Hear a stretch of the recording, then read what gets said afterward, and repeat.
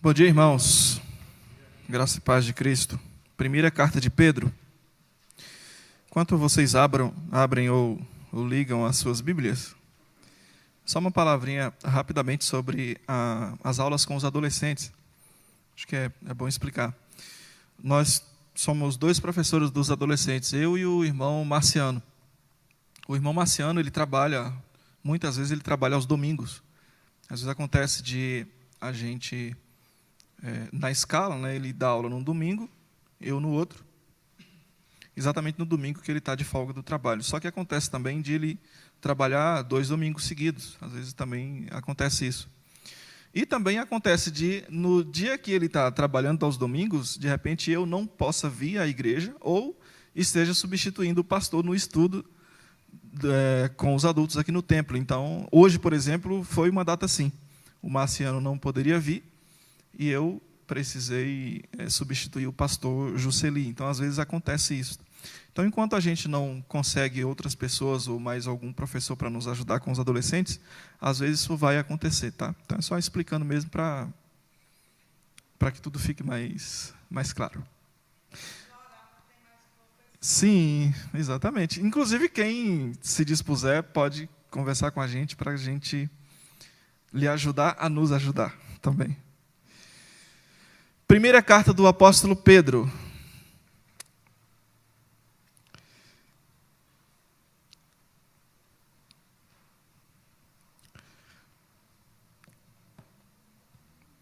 Perguntinha básica.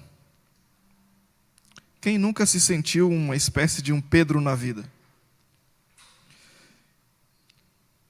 Acredito que é uma pergunta retórica, né? Pelo que nós já sabemos a respeito de Pedro. Pedro é um personagem emblemático.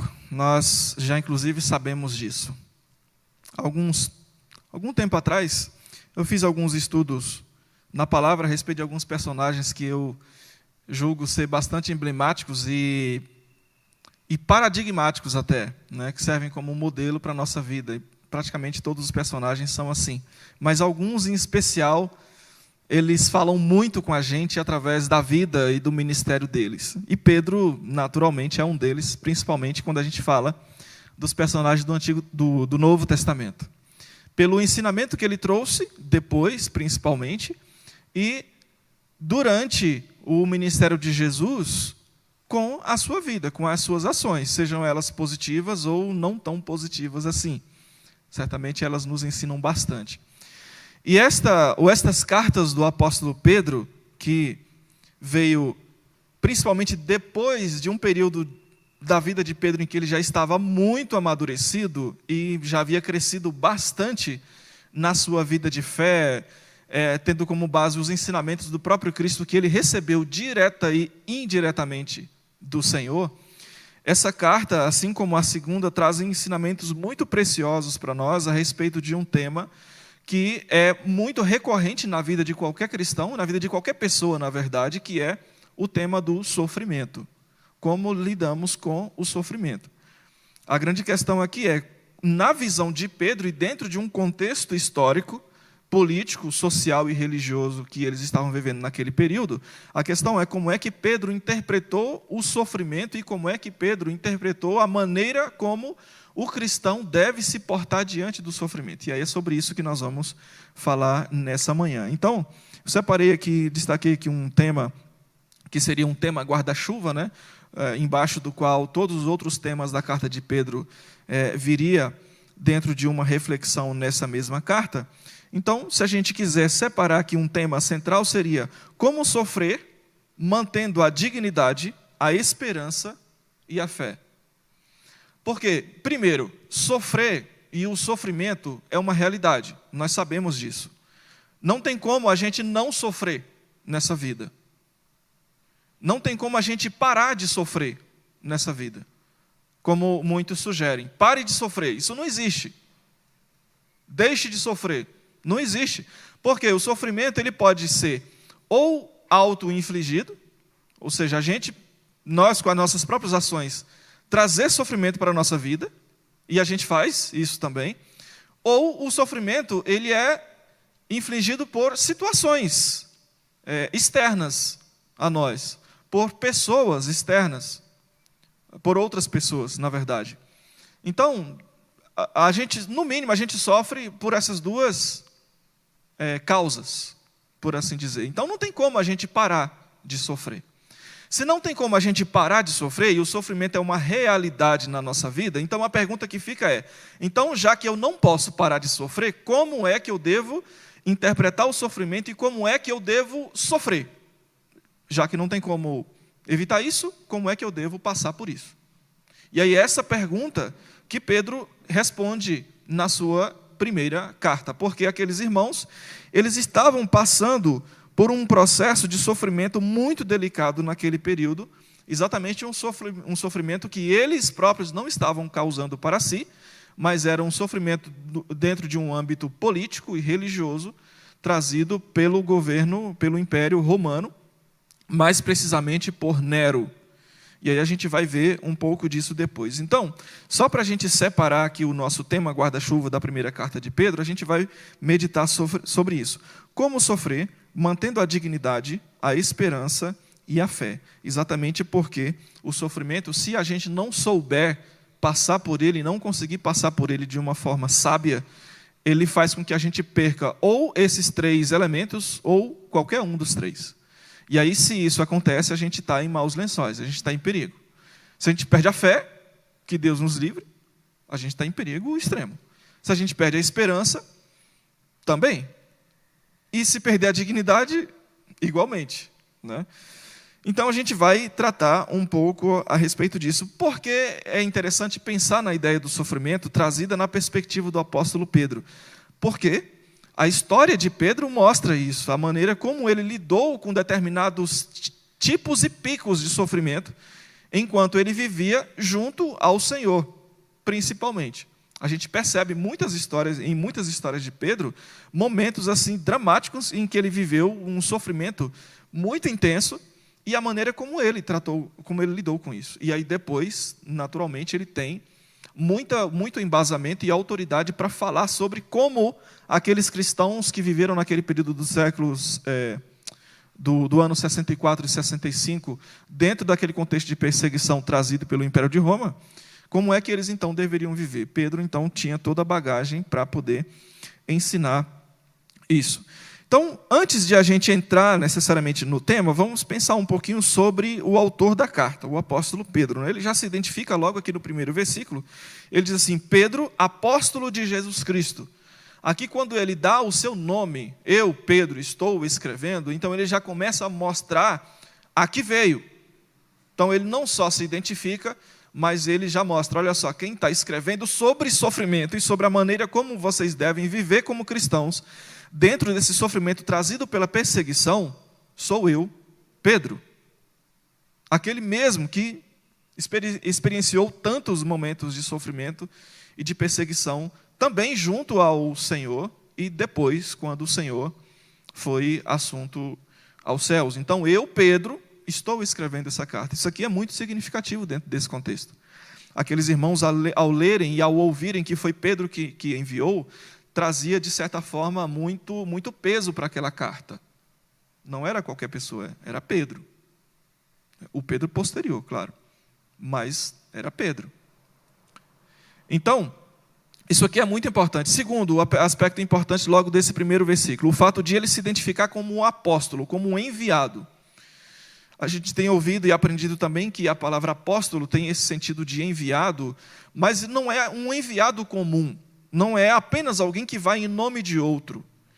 É um embaixador, ele é um defensor, ele é um missionário, é alguém cuja autoridade foi atribuída por aquele que enviou, e é alguém que tem não só conhecimento, mas uma experiência dentro daquele assunto para o qual ele foi enviado a tratar. Então, ele se identifica como esse apóstolo de quem? De Jesus Cristo, enviado diretamente de Jesus Cristo. Isso aqui também é significativo, porque dentro daquele contexto de perseguição, de dificuldade, de sofrimento extremo que aqueles irmãos estavam vivendo, eles precisavam receber algo de alguém que, de fato, foi enviado pelo próprio Senhor, Jesus Cristo. É como se Cristo não está aqui, né, fisicamente, mas o enviado dele está. Pedro está. Cristo não mandou diretamente essa mensagem, mas o enviado de Cristo mandou. Então isso era muito importante para aqueles irmãos também naquele período.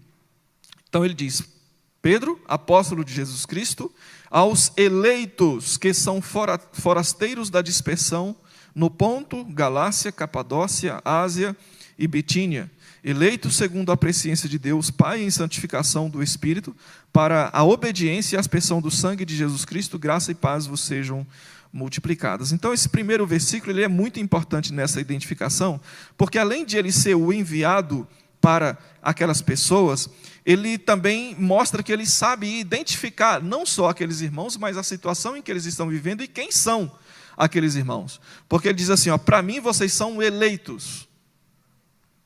Entendam isso, vocês são eleitos, escolhidos de Deus. Então, independentemente da situação em que vocês estejam vivendo, vocês precisam lembrar que vocês são eleitos de Deus, vocês são amados de Deus.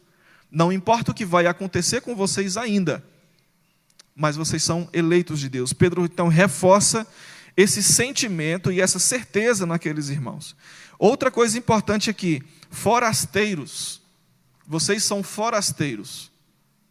Vocês são peregrinos. A melhor palavra aqui, na verdade, no nosso português, talvez seria peregrinos. A morada definitiva de vocês não é aqui. Então, vocês estão passando por todas essas lutas, todas essas tribulações, todos esses sofrimentos, mas lembrem-se de que eu sei que a vida de vocês não pertence a esta terra, a este lugar, a esta situação. A morada e a pátria de vocês é outra. Então, esse primeiro versículo ele é muito interessante, ele é muito importante aqui, quando Pedro se identifica e mostra o que ele pensa a respeito daqueles cristãos que estavam vivendo aquela perseguição extrema. Então, esse é o autor. A data é por volta de 64, 65 depois de Cristo, exatamente num momento bem delicado do Império, quando Roma é incendiada.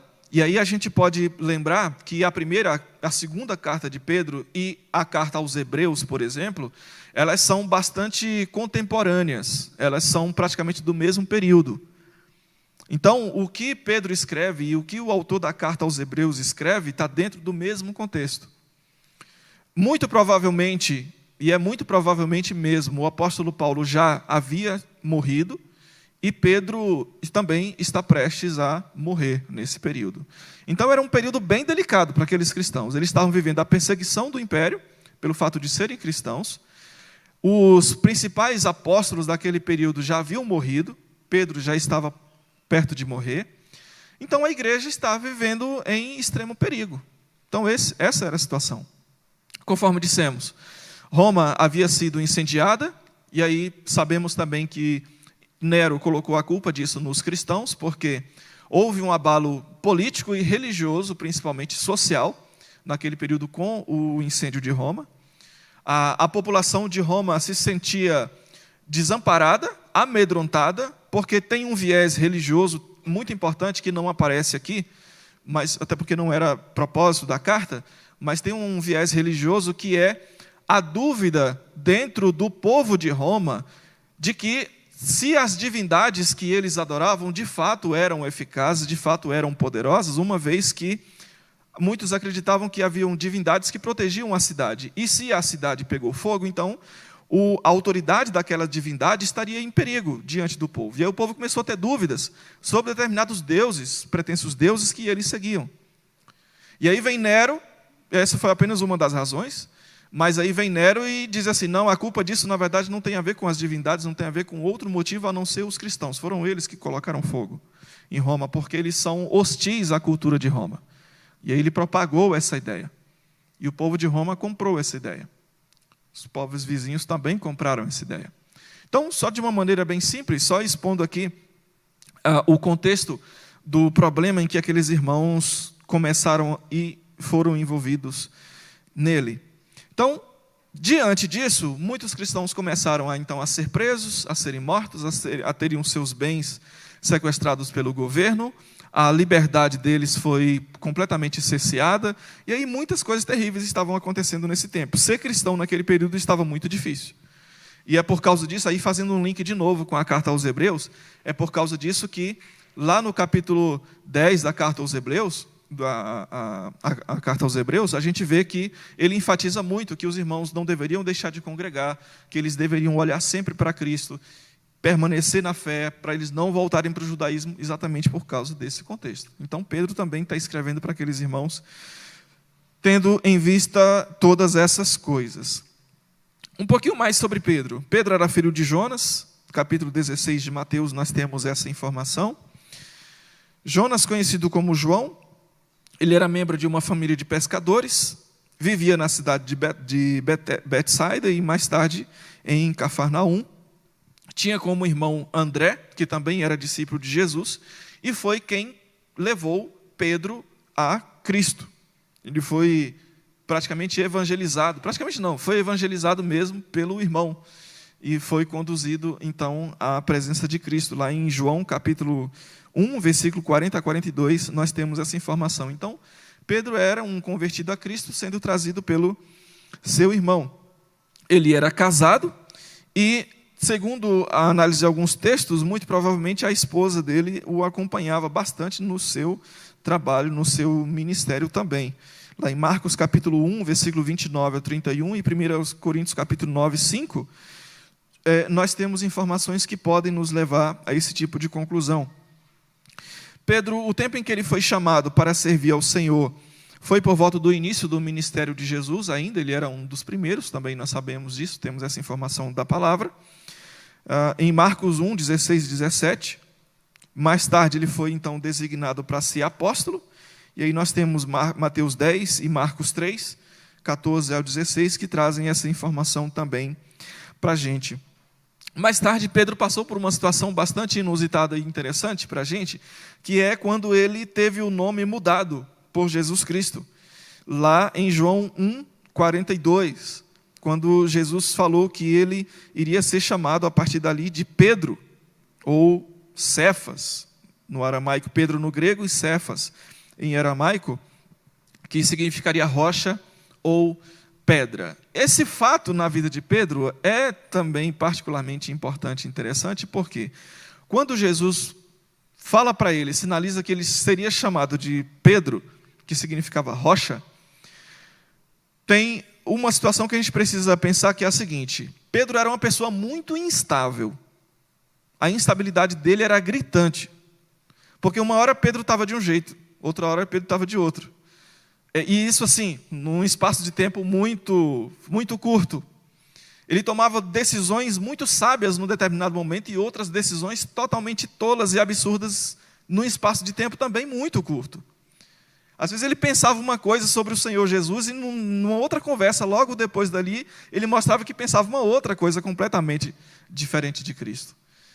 E aí, quando Cristo muda o seu nome e diz assim: você vai ser chamado de Cefas, Pedro, que significa pedra, ou seja, você vai perder essa sua instabilidade e vai ser uma pessoa estável, firme e forte como uma rocha. A partir de agora, você vai ser trabalhado na sua vida para que você se torne essa pessoa firme, uma rocha, inabalável. Você vai deixar muito de ser inconstante. Então, a consequência mais prática que nós podemos pensar sobre essa transformação do nome de Pedro tem a ver com isso. Por quê? Porque Pedro era uma pessoa altamente improvável.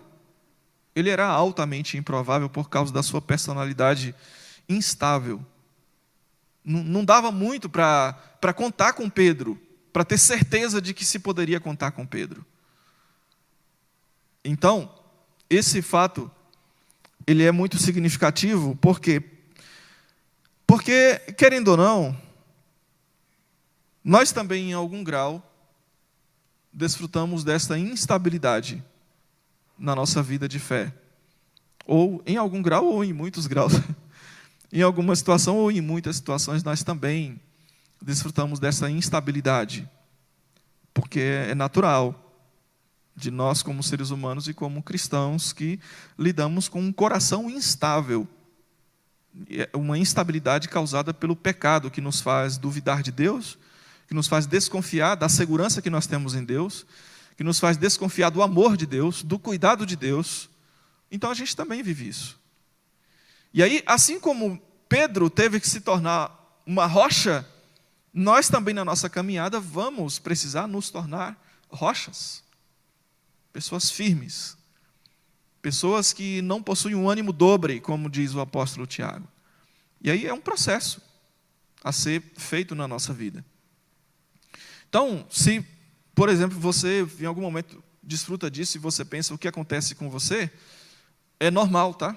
Normal, é natural. Você é chamado a caminhar como Pedro. Eu também sou chamado a caminhar como Pedro.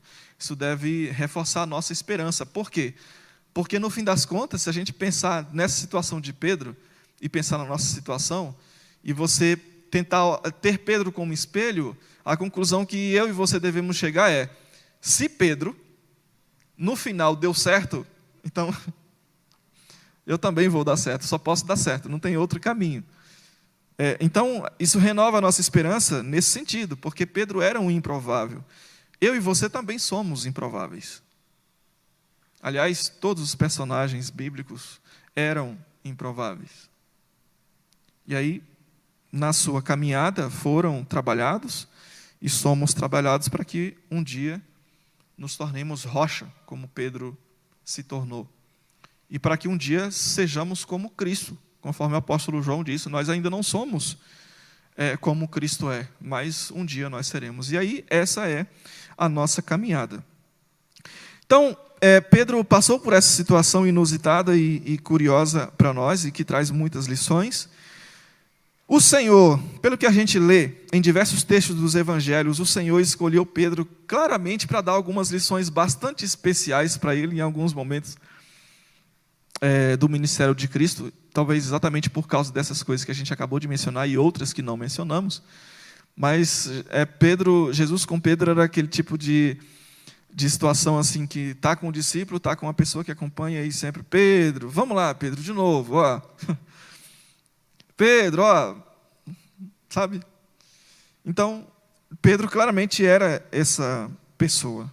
E aí, de novo, nós também, em muitas situações, somos essa pessoa. Porque quantas vezes Cristo tem que nos chamar e dizer assim, de novo, não é nem em alguma outra situação diferente, mas muitas vezes Ele tem que nos chamar, entre aspas, de novo e dizer assim, ó, vamos lá, vamos voltar aqui, né?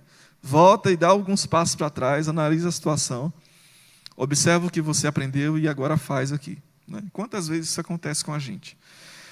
Mas, enfim, Pedro, na sua caminhada, nós vimos que ele se tornou, de fato, um homem forte, firme, como uma rocha, deixou de ser essa pessoa instável, se tornou um apóstolo enviado de Jesus Cristo para consolar outras pessoas que viviam situações bastante delicadas. E aí, Pedro, também ainda pensando dentro do grupo dos discípulos, ele era uma espécie de um porta-voz, ou pelo menos ele se adiantava bastante nessa tarefa, né, de sempre estar trazendo para o Senhor alguma coisa, sempre falando para o Senhor alguma questão, sempre trazendo para o Senhor alguma reclamação até. Sempre chegou até um ponto de dizer o que Jesus não deveria fazer. Né? Senhor, você não tem que ir morrer na cruz, não. Que história é esse negócio de morrer? Né? Então, Pedro era essa pessoa. Incrível. Então, os triunfos e as fraquezas de Pedro também são narradas, essas que nós falamos, são narradas nos evangelhos, são narradas no livro de Atos, e são narrados também em diversos pontos de algumas epístolas, de algumas cartas do apóstolo Paulo, principalmente, porque chega uma situação em que Paulo teve que chamar Pedro numa reclamação, quando eles estavam em Jerusalém. Pedro estava lá com o grupo dos gentios, e aí quando chega um grupo de judeus, compatriotas, ele sai do meio dos gentios para poder não mostrar que estava com os gentios, e Paulo chama Pedro e diz assim, olha, você está sendo hipócrita quando você, como um irmão em Cristo dessas pessoas, está tentando mostrar uma coisa que está errada, porque com isso você está negligenciando a vida desses irmãos desses irmãos gentios, que são irmãos em Cristo, só para você mostrar que, como judeu, você não se junta com gentios. E aí, Paulo dá essa chamada no apóstolo Pedro. Então, esse é Pedro. Esse era Pedro. Mas também tem muitas coisas boas. Ele foi capacitado pelo próprio Senhor e pelo Espírito Santo para ser o principal pregador do dia de Pentecostes, que foi uma data muito marcante na vida daquelas pessoas e na vida da igreja posteriormente. Pedro foi a pessoa que, entre aspas, pegou o microfone e pregou sermões duríssimos para judeus e para gentios, e levou à conversão de muita gente, a ponto de ele chamar as pessoas que não acreditavam em Cristo de assassinos, culpados pela morte de Cristo. Então, sermões duros Pedro pregou. Mais precisamente falando de um sermão que ele pregou para os judeus, ele foi muito duro quando ele disse: vocês mataram, vocês assassinaram o autor da vida. E aí é naquele sermão que eles odiavam os cristãos, detestavam Pedro, mas ao ouvir essa palavra de Pedro, é interessante a reação deles, que ele diz assim: irmãos, o que nós faremos então depois disso? Ou seja, Pedro era odiado, detestado pelos próprios judeus, mas depois dessa palavra de Pedro dizendo que eles eram assassinos de Cristo, eles são impactados ao ponto de chamar Pedro de irmão. Diz assim: irmãos, então o que nós devemos fazer? E aí ele fala: crer em Cristo Jesus, se converter a Cristo Jesus. E aí o texto diz que milhares e milhares de pessoas foram acrescentadas à igreja, ao corpo de Cristo naquele dia. Então, Pedro também foi essa pessoa. Acredito que até mesmo por esses momentos de ter uma personalidade muito forte em algumas vezes, o Espírito o capacitou também para que numa situação como essa ele se tornasse o expoente pregador do Pentecostes. Pelas mãos de Pedro foram realizados muitos milagres notáveis nos primeiros dias da igreja. Pedro praticamente foi a pessoa que, em termos humanos, abriu portas do evangelho para samaritanos, lá a gente tem no capítulo 8, e para gentios no capítulo 10 do livro de Atos. Nesses dois capítulos do livro de Atos a gente vê ações muito boas do apóstolo Pedro. De acordo com a tradição cristã, o apóstolo Pedro ele teve que assistir à crucificação da sua esposa. E aí, agora a gente entra num contexto bastante importante da vida de Pedro. Quando Cristo falou que ele seria pedra, que ele seria rocha, ele certamente seria preparado para momentos como esse. Ele, segundo a tradição cristã, os historiadores, principalmente Flávio Joséfo, que foi um historiador dos primeiros séculos, ele relata que Pedro teve que assistir à crucificação da sua própria esposa. Então, imagina se Pedro tem que fazer isso num momento de completa instabilidade emocional e espiritual. Não daria muito certo essa situação. Com toda certeza aqui ele já estaria bem, mas muito mais preparado para isso.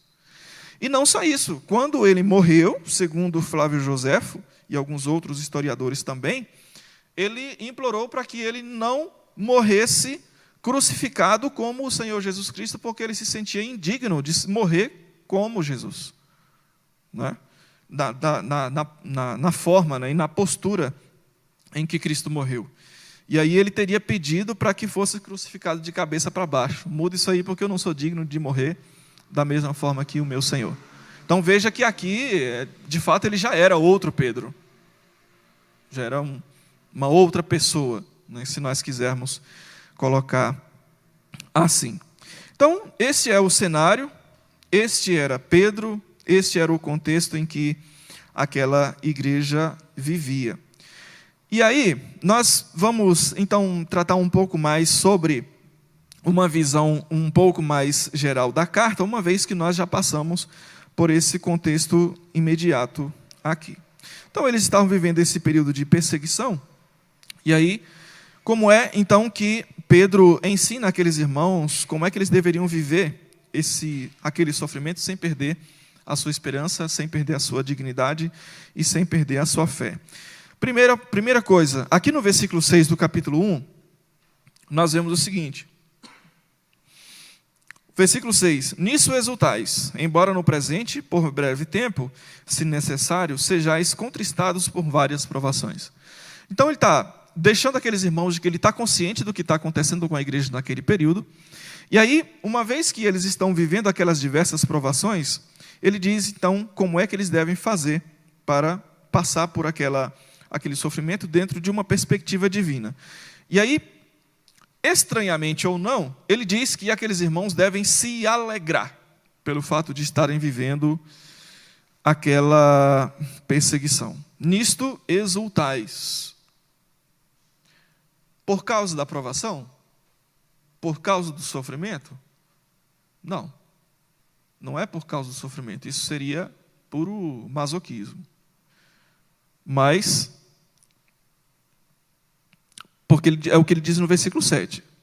Por quê? Porque uma vez confirmado o valor da vossa fé, muito mais preciosa do que o ouro perecível, mesmo apurado por fogo, que era a perseguição, isso redunde em louvor, glória e honra na revelação de Jesus Cristo. Que revelação de Jesus Cristo seria essa? Muito provavelmente Pedro estaria se referindo àquele último dia em que nós receberíamos, ou receberemos, certamente, de Deus, o galardão pela vida de fé que nós vivemos aqui. Então ele está apontando o seguinte, olha, essa provação, ela é uma realidade. Só que a forma como vocês vivem ou vão viver essa provação, ela pode dizer duas coisas sobre vocês. Primeiro, se vocês são pessoas que perseveram na fé em meio à provação, essa fé de vocês ela vai ser cada vez mais apurada como o ouro que é apurado no fogo. E uma vez que isso acontece, isso vai redundar em louvor e glória para o Senhor naquele grande dia. Primeiro, isso vai mostrar que o sacrifício que Ele fez por você, ou por vocês na cruz, de fato não foi em vão.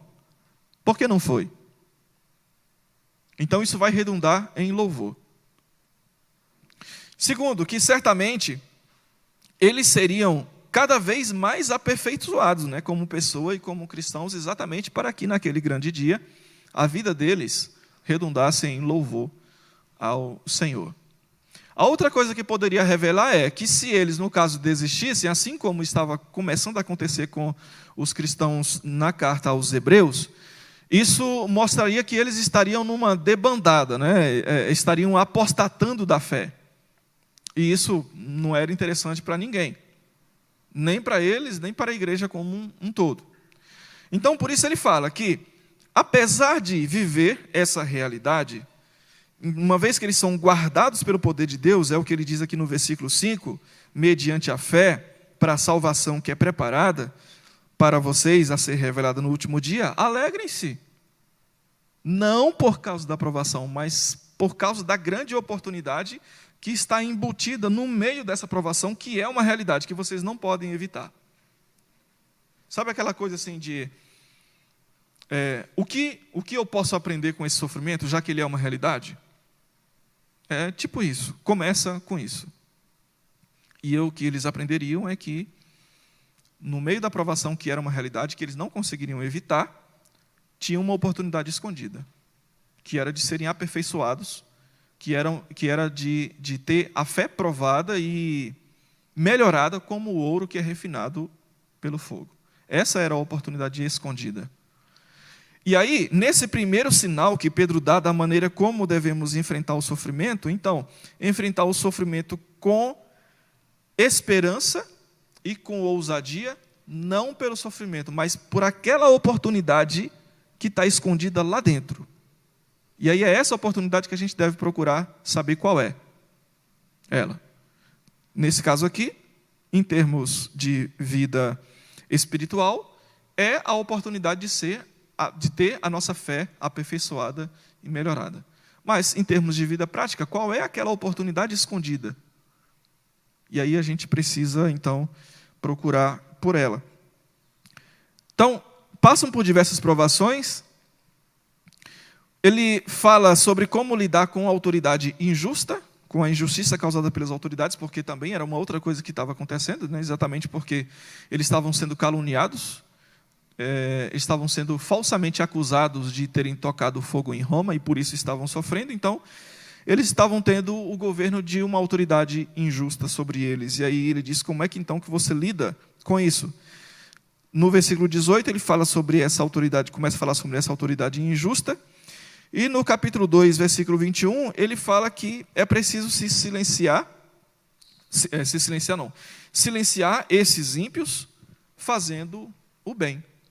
Fazendo o bem e seguindo o exemplo, o modelo do próprio Cristo. Apesar de tudo, ele não fala para aqueles irmãos criarem uma revolta armada. Ele não fala para que eles criem um protesto, para que eles façam um ajuntamento contra o governo e contra as autoridades. Mas ele diz assim, silenciem essas pessoas fazendo o bem e seguindo o modelo de Cristo. É assim que vocês, como cristãos, vão conseguir passar por isso com menor dificuldade, se é que eles poderiam pensar dessa maneira. Ele fala também sobre o sofrimento pelo fato de fazer o que é certo, aqui no capítulo 3, versículo 14. E no versículo 15, ele fala que, diante disso, é preciso estar preparados para dar testemunho de uma fé apurada no meio do sofrimento pelo fato de fazer o que é certo. Eu estou andando um pouquinho mais, irmãos, por causa do nosso tempo, tá? Então nós temos ainda bastante coisa para ver, mas nós vamos terminar no tempo certo, com fé em Deus. Ele fala também sobre sofrimento por causa da determinação de resistir aos desejos do coração. Por quê? Porque algumas situações da nossa vida, elas tendem a nos levar a procurar satisfazer o desejo do nosso coração, o desejo carnal, o desejo pecaminoso. Seja uma situação que nos traga conforto e prazer, ou uma situação que nos traga dor. No caso aqui, eram situações que traziam muita dor. Então, quando o ser humano é afugentado por dores e sofrimentos, é natural que ele procure agir de maneira irracional. Então, é natural que ele procure agir seguindo os ditames do seu coração. E aí Pedro liga um alerta para eles. Olha só, não são só as situações que trazem prazer e que trazem conforto, que fazem você perder as estribeiras e agir de acordo com o seu coração pecaminoso. As situações de sofrimento também. Então, ele liga esse alerta àqueles irmãos aqui no capítulo 4. Então, a gente precisa pensar também nisso à luz dos sofrimentos que nós temos e experienciamos. Quando percebermos que estamos passando por determinado tipo de sofrimento, a vigilância do coração deve ser nesse sentido. Como é que esse sofrimento pode fazer com que eu haja de maneira irracional e siga apenas o que o meu coração está pedindo nesse momento? Então, essa é uma lição muito forte que ele traz de uma maneira até mesmo muito sutil, mas que a gente também sabe que é verdadeira.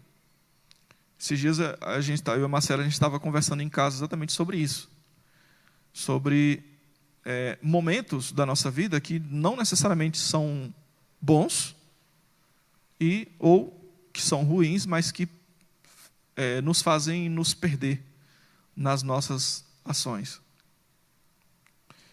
A gente até lembrou de um provérbio, que é, se não me engano agora, Provérbios 18:8, ou é 8:18, que eu confundi agora, de Agur, quando ele fala assim na sua oração para Deus, ele fala: Senhor, eu não te peço nem a riqueza e nem a pobreza. A riqueza para que eu não venha me perguntar quem é o Senhor, ou seja, por causa do perigo das riquezas, de fazer com que a pessoa esqueça de Deus. Mas ele também pede, e também nem a pobreza para que eu não venha defraudar alguém, ou para que eu não venha roubar nada de ninguém. Ou seja, ele sabia também que a situação de pobreza, naquele contexto que ele estava falando, podia fazer com que o seu coração também o levasse a agir de maneira irracional e procurar adquirir coisas que pertencem a outras pessoas. Então, eu coloquei esse versículo aqui dentro desse contexto só para lembrar do quanto essa informação de Pedro, aqui nesse capítulo, é importante. Não são só as situações boas e prazerosas que nos desviam. mas as situações ruins, extremas, de problemas, de lutas, de dores também. Então a gente precisa, de fato, ter bastante cuidado. Como é que se lida com um ataque de Satanás? Capítulo 5. E aí ele fala, versículo 8 e versículo 9, através de uma resistência consciente. Consciente por saber que, ou perceber que é ataque de Satanás. E segundo, por saber que ele ataca, por lembrar que ele ataca. E aí, como é que se faz isso? Permanecendo firme contra ele, no versículo 9. Permanecer firme. O crente não tem que ter medo do diabo. O crente que tem medo do diabo tem que repensar um pouquinho, sabe? Por quê? Porque nós temos o Senhor dos senhores, o Deus de toda a terra, o Criador de todas as coisas, inclusive aquele que tem domínio sobre Satanás e os demônios. Então, o crente não tem que ter medo do diabo. O crente tem que resistir ao diabo. Resistência. Firmeza, permanecer firme contra os ataques de Satanás. Capítulo 5, versículo 9. Ontem, até no estudo dos homens, a gente lembrou de um caso em que Jesus falou para Pedro, o próprio Pedro, né, que Satanás havia pedido permissão para peneirar a vida de Pedro. E ele não permitiu. Então, Pedro não tinha que ter medo de Satanás, porque Cristo domina sobre Satanás.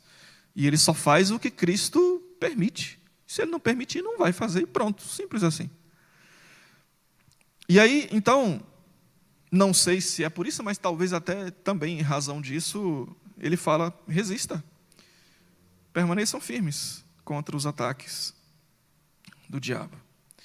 E aí os cristãos, então, dentro dessa carta e em meio a esses sofrimentos, eles são instados e incentivados e ensinados a agirem como bons cidadãos, apesar de tudo. Por quê?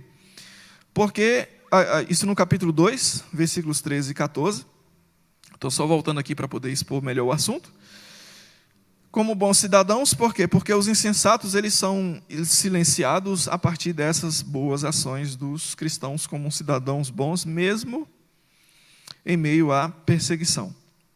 São então chamados a serem servos obedientes, nós já vimos também um pouco disso, tendo Cristo como o nosso exemplo principal de obediência, que no versículo 18 e 21, ainda do capítulo 2, Cristo foi obediente até a morte, e morte de cruz. Então, uma vez que ele põe Cristo como modelo, nós cristãos, diante dos nossos sofrimentos, precisamos também pensar nisso, porque isso fará com que nós passemos pelos nossos sofrimentos com maior força. Esposas submissas, maridos sábios, irmãos e irmãs em geral vivendo de maneira compassiva, todos eles receberão então a bênção de Deus por herança. Capítulo 3, versículo 9. A carta de Pedro àqueles irmãos traz, então, alguns temas teológicos muito importantes que, primeiro, nós já citamos e trabalhamos bastante sobre ele, que é a forma como sofrer, né, tendo Cristo como modelo, a doutrina da nossa vida aqui, né, nos alertando que nós somos peregrinos de Deus, aqui na terra. Fala sobre o caráter de Deus também. O capítulo 1, versículo 17, e o capítulo 3, versículo 18, deixa bem claro que no meio dos nossos sofrimentos também Deus continua sendo acessível, porque Ele tem caráter acessível. Deus não é o Deus distante, muito pelo contrário. Deus é o Criador, o Pai presente, que abraça, que acolhe, que é compassivo, que é perdoador, que é galardoador daqueles que o buscam. É o Pai sempre presente. Então, Deus é acessível.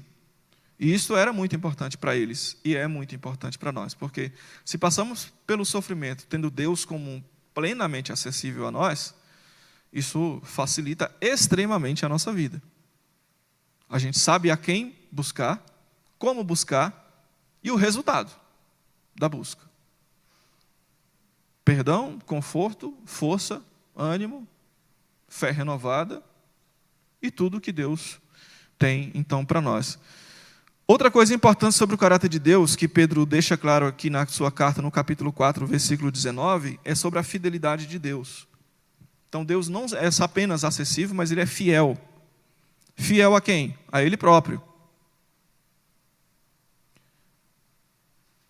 Ele é fiel a Ele próprio. E isso é muito importante, por quê?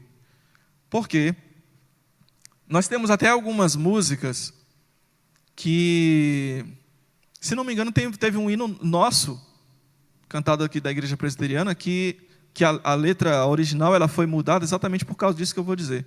Porque tem um hino, tem um canto que fala que Tu és fiel, Senhor, a mim. Né? E eu acho que na nossa letra está Tu és fiel assim, né? Se não me engano. Mas é exatamente por causa disso, porque parece uma mudança sutil. Mas se a gente for observar na palavra, Deus não é fiel a nós. Ele é fiel a Ele mesmo. E isso é bom para nós, porque imagina se Deus fosse fiel a nós. A fidelidade de Deus iria depender do que eu faça. A fidelidade de Deus iria depender da minha permanência.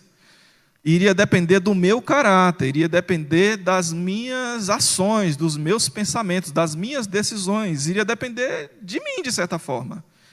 E a gente estaria em maus lençóis, porque nós nos conhecemos muito bem. Se a gente dependesse de Deus ser fiel a nós, vamos falar no português, estaríamos lascados. Então, graças a Deus que Deus não é fiel a nós. Graças a Deus que Ele é fiel a Ele mesmo. Ele estabeleceu a sua aliança com o seu nome. Em seu nome. Ele estabeleceu a sua aliança em seu nome. A aliança para conosco no seu próprio nome. Por quê? Exatamente para que não corra nenhum risco dessa aliança ser quebrada. Porque se essa aliança fosse baseada no que eu possa fazer, misericórdia. Quantas vezes essa aliança não seria quebrada? Muitas vezes. Lá em Gênesis capítulo 15, você tem uma história bastante interessante que fala sobre isso. Quando o Senhor chama Abraão e estabelece mais uma vez a aliança, fala que um animal deve ser cortado. Abraão é tomado por um profundo sono, dorme profundamente. Um fogo passa por entre os animais, e Abraão lá dormindo. O Abraão dormindo, e o fogo passa por entre os animais, o fogo como um símbolo da presença de Deus, que passa ali, estabelecendo a aliança.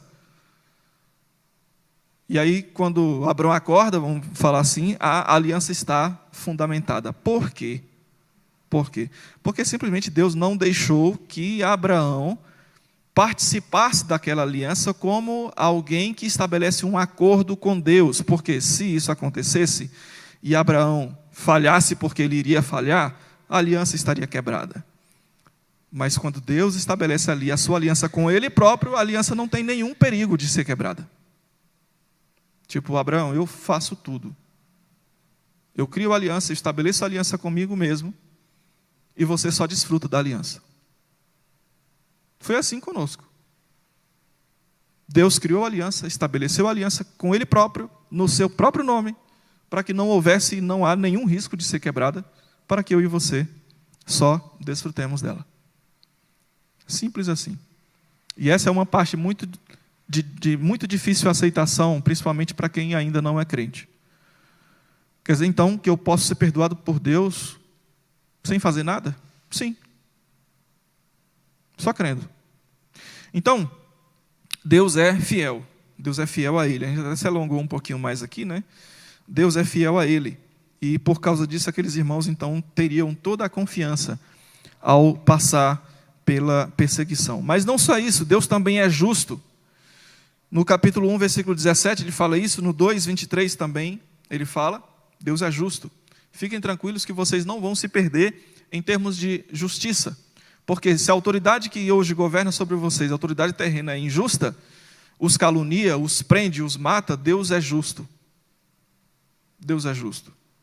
Ele sabe, conhece a vida de cada um de vocês e sabe muito bem o que Ele tem preparado para cada um de vocês. Então, permaneçam. Mas não só isso, Deus é longânimo.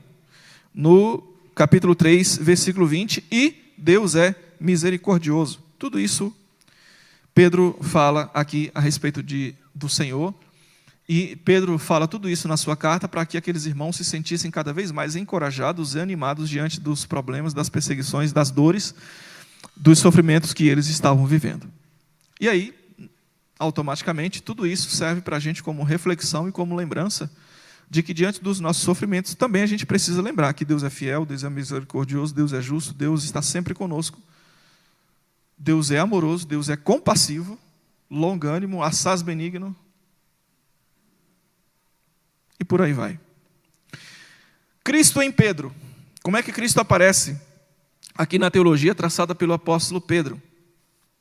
Cristo aparece como modelo, certamente. Por causa disso, os cristãos deveriam viver em meio à perseguição, sendo orientados a se identificarem com o sofrimento de Cristo. E aí, esse era o ponto mais alto aqui dos ensinos de Pedro sobre como é que eles deveriam sofrer, tendo em vista a perseguição. Eles deveriam sofrer visualizando a identificação com o sofrimento do próprio Cristo. Porque, veja, Cristo também foi caluniado, como eles foram. Cristo também foi injustiçado, como eles estavam sendo. Cristo também foi preso, como eles estavam sendo. Cristo foi desacreditado, como eles também estavam sendo. E o auge, Cristo foi morto, como eles também estavam sendo e como iria acontecer com eles. Inclusive com Pedro, pouco tempo depois. Então, olhem para Cristo, porque Ele passou por tudo isso que vocês estão passando e que ainda vão passar.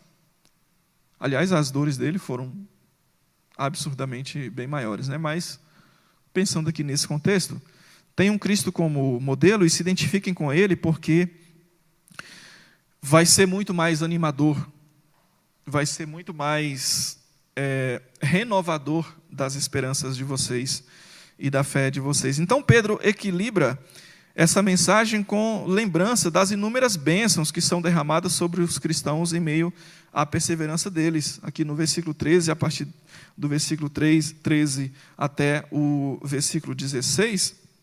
Por exemplo, aqui no versículo 14 do capítulo 3, então ele diz, mas ainda que venhais a sofrer por causa da justiça, bem-aventurados sois. Vocês são bem-aventurados. Não vos amedronteis, portanto, com suas ameaças, e nem fiqueis alarmados. Então ele diz que aqueles irmãos são muito bem-aventurados. Então são apenas alguns poucos ensinamentos mais a respeito dessa bênção, né, que é, uma vez que sofremos, sofrer então segundo o modelo de Cristo, porque de fato no fim somos mais do que vencedores. Para a gente concluir então, Pedro também tem a primeira carta de Pedro tem alguns desafios de interpretação que dão bastante trabalho, então se você quiser se divertir com eles, você tem muita coisa. Por exemplo, a passagem de 1 Pedro, capítulo 3, versículos 18 ao 22, é uma delas. Por exemplo, aqui,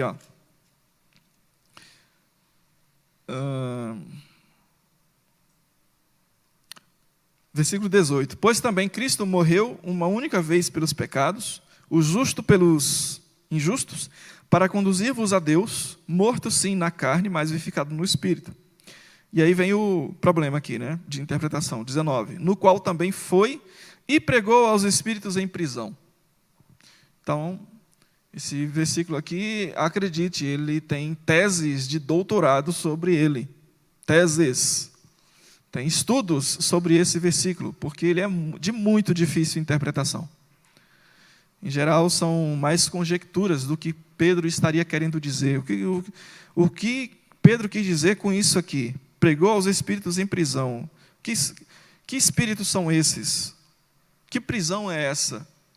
Significa o inferno, que Cristo foi ao inferno, pregou para os espíritos presos? Presos em quê? Então, na verdade, não se sabe exatamente o que era que Pedro estava querendo dizer aqui com essas palavras. E é interessante, né, porque até eu acho que é o reverendo Augusto Nicodemos que fala, né, que Pedro fala que o apóstolo Paulo, segundo a sabedoria que Deus lhe deu, fala coisas difíceis que os ignorantes usam para a sua própria perdição. Aí o Augusto Nicodemos fala assim, tá, Paulo fala coisas difíceis, mas e o Pedro aqui, né? O que ele queria dizer com isso aqui? Então Pedro também fala coisas difíceis, de nós sabermos o que é. Então, esse é apenas um exemplo de um problema teológico que precisa ser analisado, ou não, né?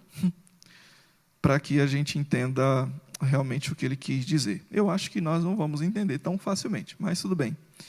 Isso não nos impede de desfrutar das bênçãos da palavra, simplesmente pelo fato de não compreender com exatidão o que significaria esses espíritos em prisão. Certamente tem um reflexo aqui do que acontece, ou que aconteceu na obra de Cristo. Então, Pedro, portanto, fala sobre a certeza da nossa herança futura, no capítulo 1, as consequências dessa nossa herança futura ainda no capítulo 1 até o capítulo 2. Ele nos lembra do nosso exemplo maior, né, que é Cristo diante dos sofrimentos. Ele lembra também que Cristo voltará, e isso também deve ser uma mensagem de esperança ao nosso coração ao enfrentar o sofrimento, a certeza de que Cristo voltará e nós estaremos com Ele. Então essa é a primeira carta do apóstolo Pedro. A gente é muito tentado a entrar em mais coisas dos capítulos, né? Mas quem deve fazer isso são as pessoas que vão expor cada capítulo. Então essa é a primeira carta de Pedro. Espero que Deus tenha nos ensinado muito através dessa sua carta. Vamos orar? Senhor, te agradeço, ó Deus, por essa oportunidade de falar sobre um tema que às vezes é tão espinhoso, que é o sofrimento humano, de difícil compreensão, de difícil lida com ele, mas graças a Ti mesmo que nós temos a Tua palavra, e temos registro como esse de Pedro, que nos diz coisas às vezes simples de entender, outras nem tanto, mas que nos trazem orientações seguras e claras sobre como nós devemos agir diante do sofrimento que nós temos. E que o Senhor, então, nos ajude a vivenciar esses ensinamentos de forma prática nos sofrimentos que nós temos no nosso dia a dia. Nos ajuda, Senhor, a manter a fé, a esperança, a nossa dignidade e a confiança em Ti, sobretudo. Em nome de Cristo. Amém.